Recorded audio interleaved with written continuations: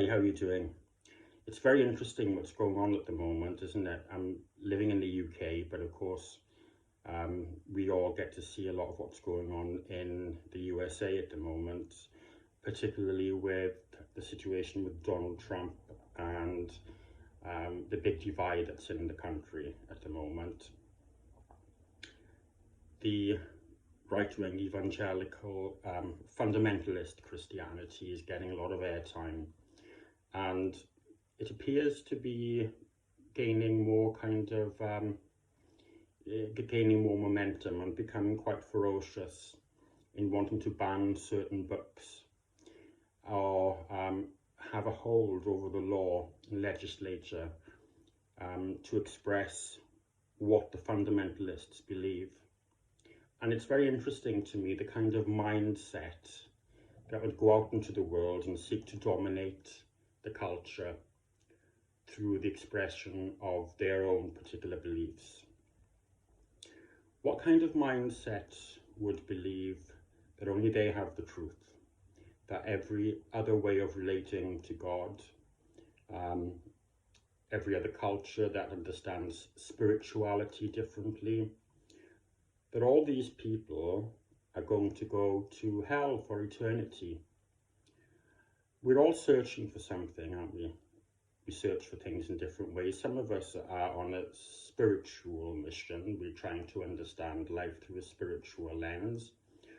And that's what drives us. You know, some people are driven by ambition and finance, and there's many ways that we can kind of propel ourselves forward in life through what interests us and what motivates us.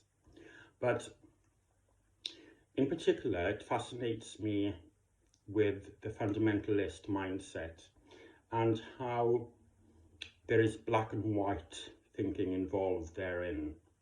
There's a concept in psychology called splitting. It's from the Freudian and Kleinian school of psychology. And the notion with splitting is that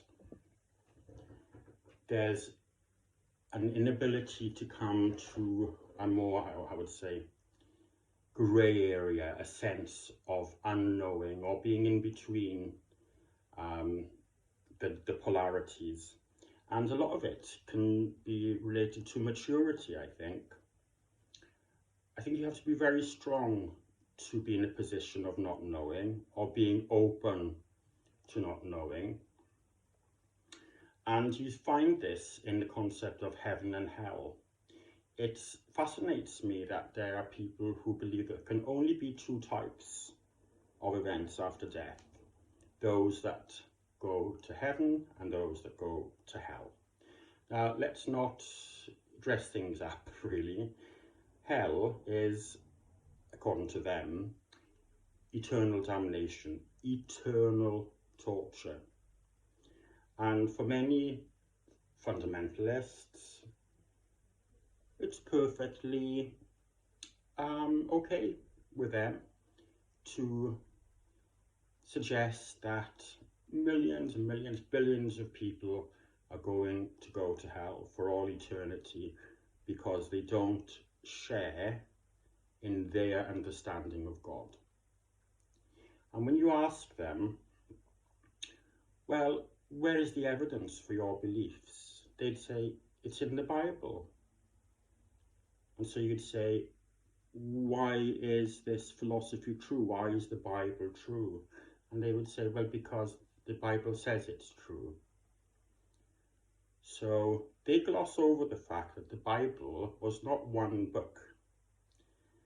It was fragments of books that groups of people, mostly men, gathered together to decide what they would consider to be part of the Bible as we see it today.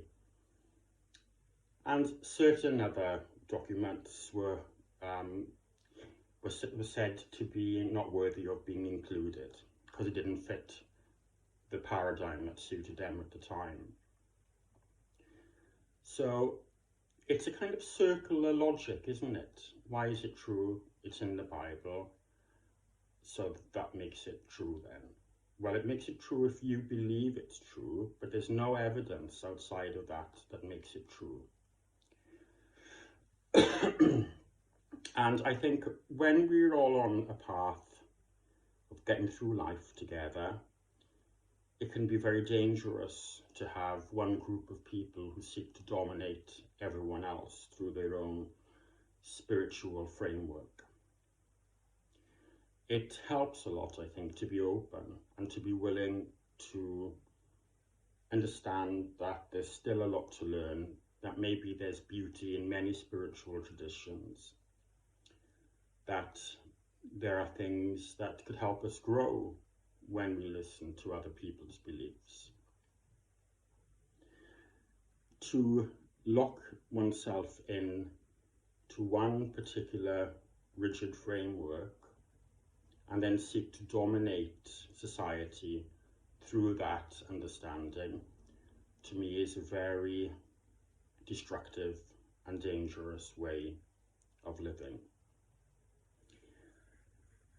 Love, divine love, is meant to be transcendent of human understanding.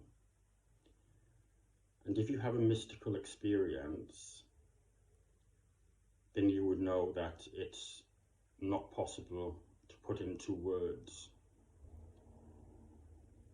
what it's like to be connected to that love for 1 second, because it's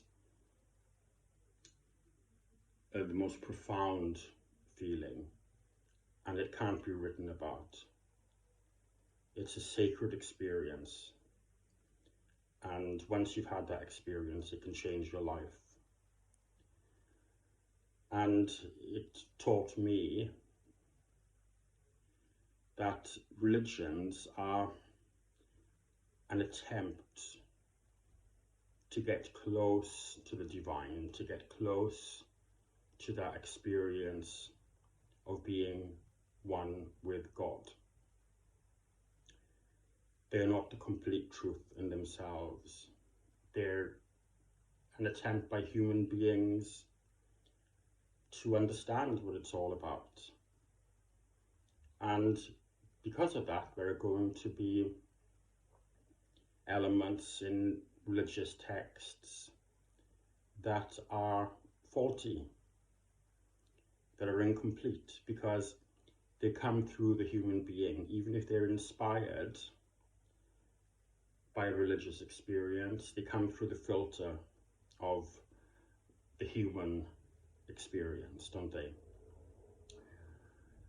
I think we're in a time right now where we have to ask ourselves who we want to be in relationship to what's happening on the planet. It feels like a very precarious time. And my hope is that I will remain open to learning and open to growing, and not be made bitter from the terrible, terrible events that we see around us. For me, true spirituality is something that can heal and that can shed light on very difficult subjects. And it's a shame that so many people who profess to follow a spiritual path seem to cause so much pain. I think we're here to be in relationship with each other. You could say we're walking each other home, as I read that somewhere recently. So I pray that I remain open to learning and receiving guidance. Sending lots of love.